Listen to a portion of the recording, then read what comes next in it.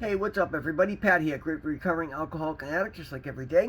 Guys, please don't forget to subscribe, leave the video a like, drop me a comment, and by all means, share it with somebody who might get something out of it. Other than that, let's get into it. Guys, happy Friday. Friday is my home group for AA, and I think I found out today that I've been invited to chair the Friday meeting for the next 3 months, and that's going to include moving to new location. So I'm waiting to find out this week, but I'm pretty sure it's probably going to happen, and I'm excited. The next way I can step up and be of service, and I'm pretty excited about that. So, guys, we're going to go with the Just for Today NA meditation again, of course, and it's titled Contribution. Contribution. We recognize our spiritual growth when we are able to reach out and help others. To make a difference in the world, to contribute something special, is perhaps the highest aspiration of the human heart. Each one of us, no matter what our personal makeup, has a unique quality to offer. Chances are that at some time in our recovery we met somebody who reached us when no one else could, whether it was someone who made us laugh when we were troubled or an understanding friend who supported us through an emotional storm. That person made all the difference in the world. All of us have had the gift of recovery shared with us by another recovering addict. For that, we are grateful. We express our gratitude by sharing freely with others what was given to us. The individual message we carry may help a newcomer only we can reach. There are many ways to serve our fellowship. Each of us will find that we do some things better than others. But all service work is equally important. If we are willing to serve, we're sure to find that particular way to contribute that's right for us. And then the affirmation is, just for today, my contribution makes a difference. I will offer a helping hand today. Guys, beautiful, right? And that's the thing, guys. It's very important for us to try on occasion to remember those early days when we were struggling, when we were overwhelmed, when we had no idea what recovery was going to look like for us. And understand the newcomer coming in, because the newcomer, as we say in the beginning of every meeting, the newcomer is the most important. It's the person we're there to guide and share, and they're a great reminder for us of where we come from. Complacency is a very dangerous thing, and that's something that has gotten me so many times before, guys. I never took the time to become a real partner. Like, I found a couple meetings that I liked over the years. And I would, I would say, I would never join. I would never get to know anybody from there on a one-on-one basis. This is the first time I've ever had a group phone list. First time I've ever added myself to a group phone list. And the first time around that I've ever regularly used my group phone list. And I do. I reach out to members. Members reach out to me. I love when I can offer my phone number to a newcomer and then share. And then I try to make it a point to at least a couple of times a week just reach out and say, hey, how you doing? You're doing a good job, man. Keep it going. You know what I mean? You guys have no idea how powerful that can be.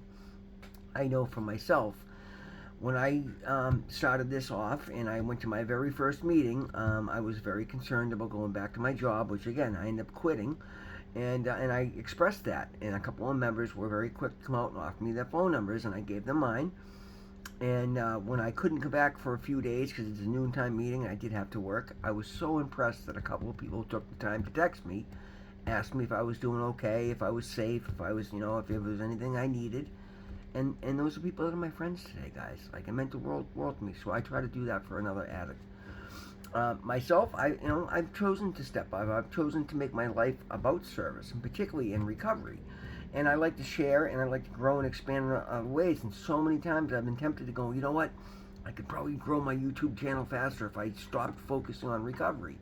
And then I realized that's an egocentric, vain proposal.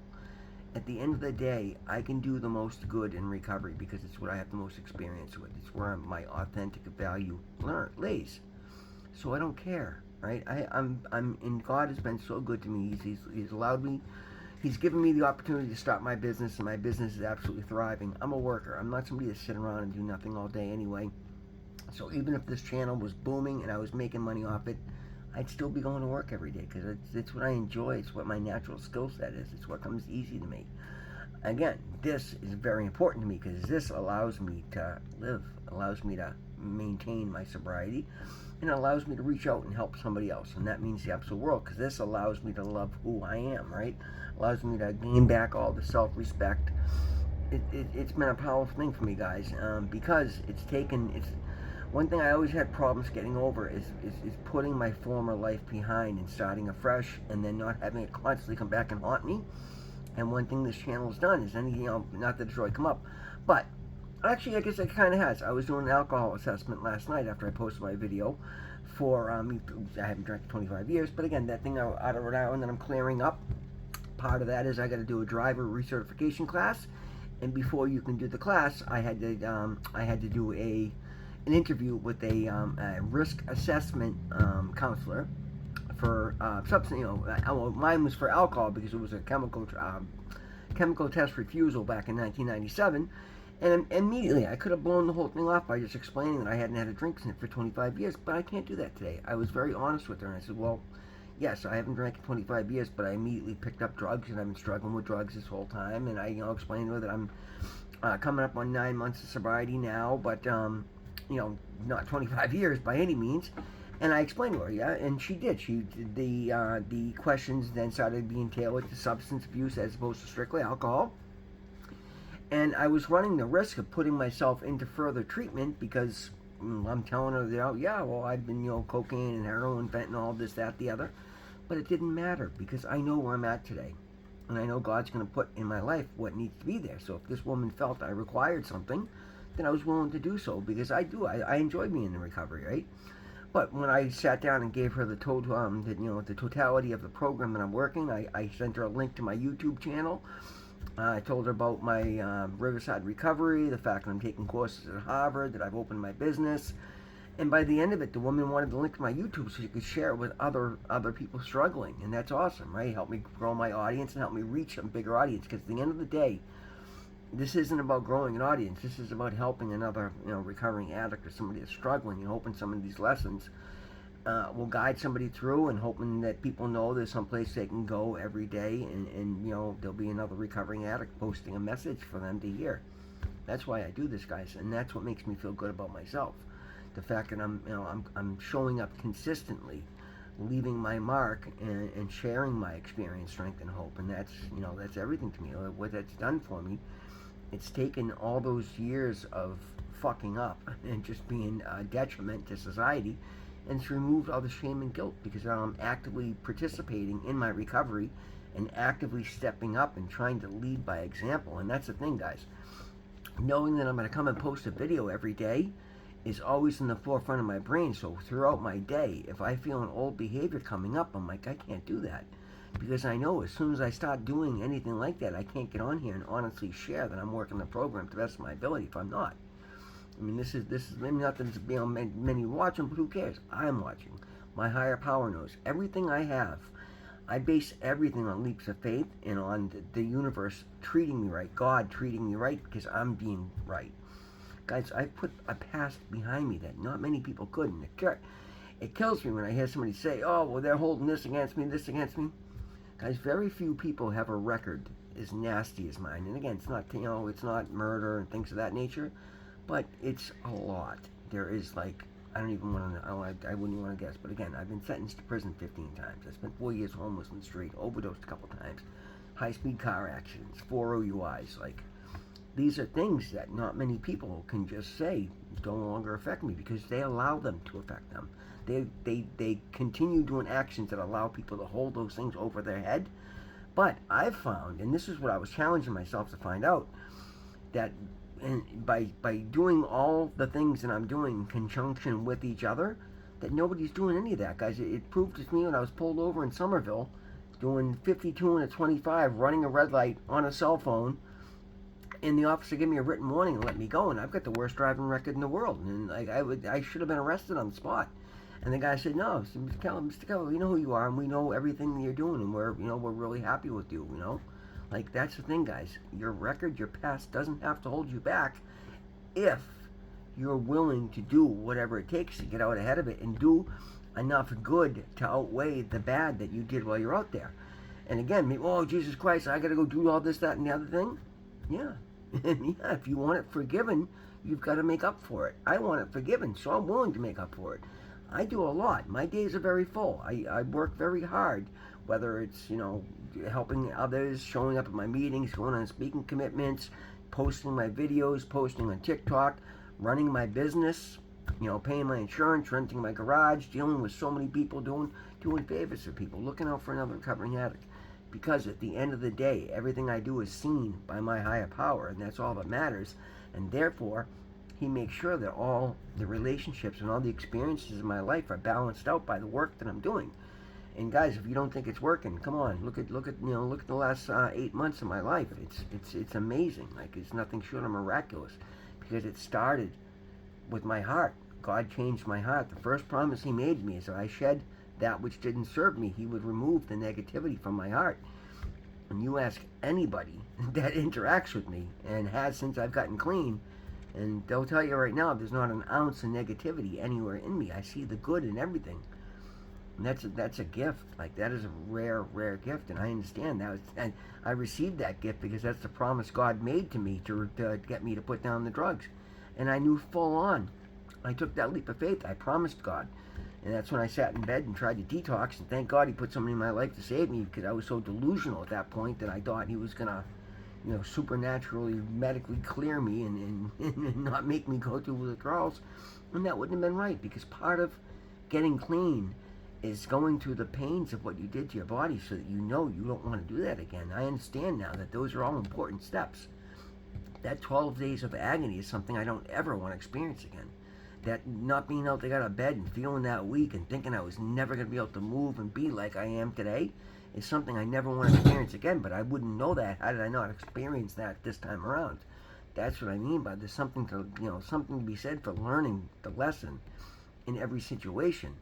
I understand now that getting pulled over by that Somerville cop that day and being let go was a heads up that I had legal things that I needed to take care of, and that brought it to the forefront of my brain. And literally, I came home from that interaction, picked up the phone, and made the appointment in Rhode Island to go take care of that stuff. And I got one more round of stuff here in Boston when that paperwork comes back that I gotta go do, and then I can literally officially put my entire old life behind me. And that's something very few people are able to do, guys. This is stuff that's been hanging over my head since 1997 in Rhode Island and 1998 in Massachusetts, and I can finally put it behind me.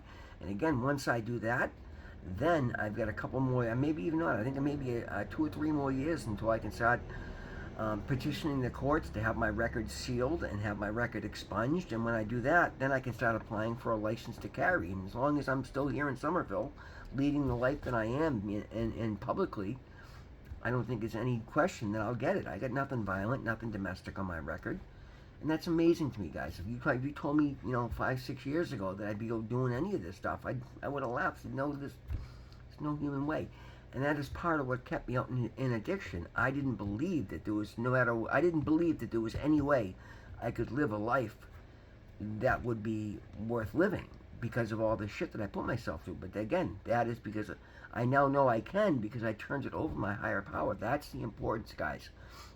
That is the importance of finding and building your relationship with your higher power, because he will work miracles in your life. He will make a way where there is none.